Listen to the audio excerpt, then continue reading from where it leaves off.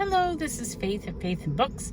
I have a few minutes before picking up my grandsons, so I thought I would just talk about something on my mind, mostly because I brought it up in a Voxer group, and maybe I shouldn't have, because I think people responded emotionally, so I don't think I was sensitive to that. I should have refrained, maybe.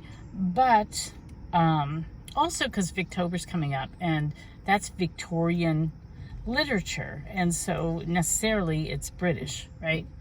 And so this all has to do with the Queen passing, and I myself have mixed feelings about the British royal family because, while I see that it's this long-standing tradition and there's all this pomp and pageantry that goes with it, I think it's anachronistic, and I think it's kind of a waste of money. And so I'm not a fan. Just on a political level, I think it probably would be, I think it has a lot of problems.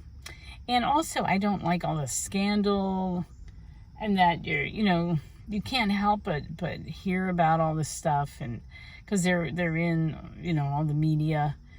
And I don't like Prince Charles, or now he's King Charles. I don't like him at all. I think he's not a good person.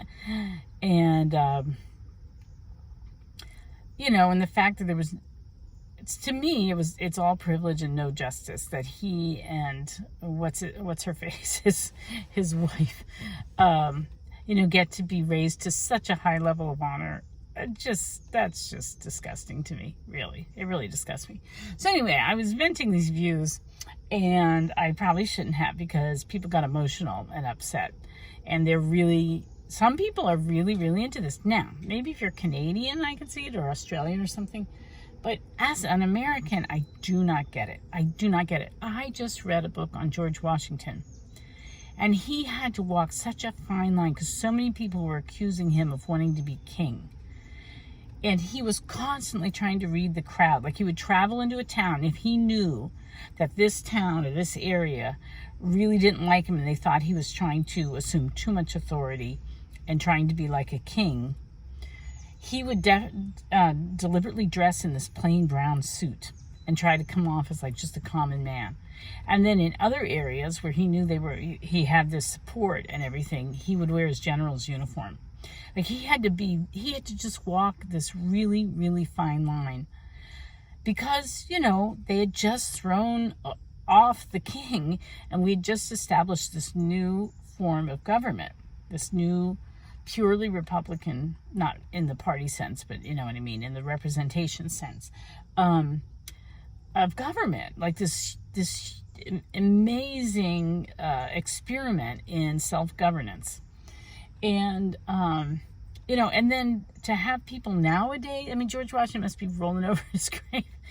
People nowadays just so infatuated and adoring of the British royal family. I don't get it. I don't get it. I feel like there's just like a failure in our civics teaching or something. But also because of my own heritage, like, I have a great grandmother who was an English Catholic, and they had to hide their they had to hide going to mass, or they had to pay fines, taxes to continue practicing. They were shut out of a lot of things in society. I come from purely peasant stock, Irish Catholic and English Catholic, and Jewish, and then some French, German, kind of Alsace, Lorraine area, I believe. But they were like farmers. They were peasant farmers. So, I don't come from any kind of royal line, or not even close to it. And in my heritage is that this one king, Henry VIII, who was this brutal, crazed man, took his country and wrenched it away from its faith tradition and established himself as the head of this faith tradition, and just so he could do immoral things. So it wasn't a reform like Luther. At least Luther was trying to change a very corrupt system, and it was really corrupt. At least, initially anyway, he was trying to do the right thing. But Henry VIII was just purely abuse of power in a very harmful, painful way to many, many, many people. And, that's royalty to me. But the question I really want to address, because I love British literature, and I always have loved many things British, and I've always considered myself an Anglophile.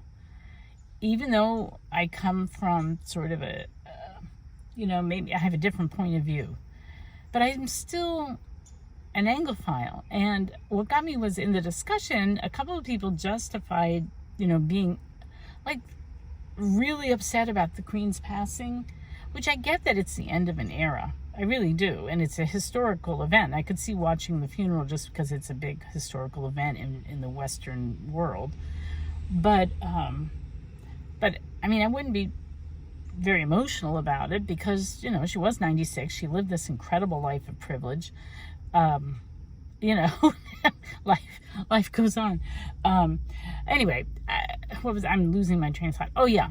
So I can still be an Anglophile because, first of all, I'm an American, and American history is tied indelibly to British history, right? And a lot of the culture, the language is the same, and I love to read British literature and poetry, and I love, all the cozy things that go along with the British countryside and Beatrix Potter and all sorts of things I appreciate about Britain.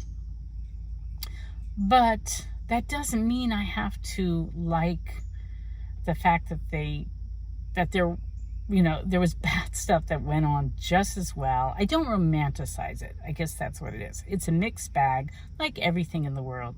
It's a mixed bag, and I can disagree with the idea that there's still a royal family living off, public welfare and living these scandalous lives, and they're just sort of figureheads. And also, I don't think it's good for them. Like, somebody commented that, she didn't want whatever Prince William's son's name is.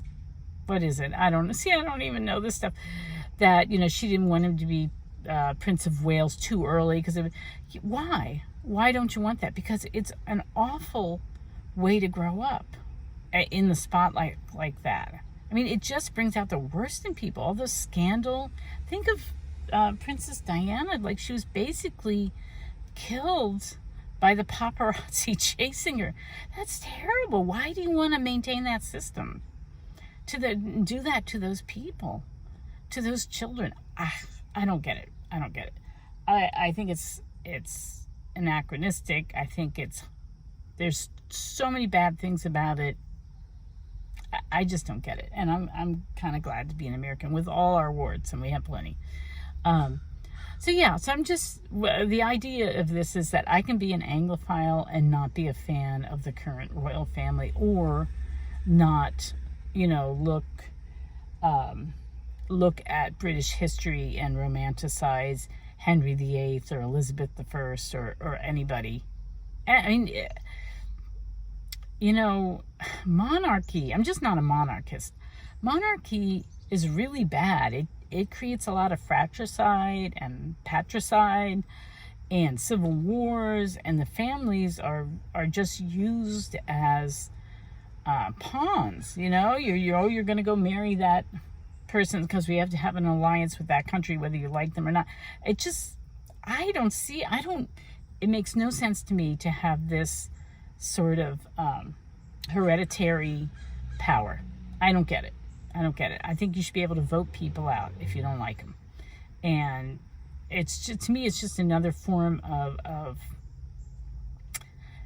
class tyranny. So anyway, I'm an Anglophile, even though I do not support monarchy, and I just wanted to make that clear. So I'm going to go enjoy my British literature and read Arthur Ransom and dream about visiting the Lake District, and read my Mary Barton and all that stuff. And I'm still going to enjoy it, and I'm still an Anglophile, even if, the British monarchy is not my cup of tea. All right, that's just me venting. Okay, talk to you later. Hope you're doing well. Happy reading.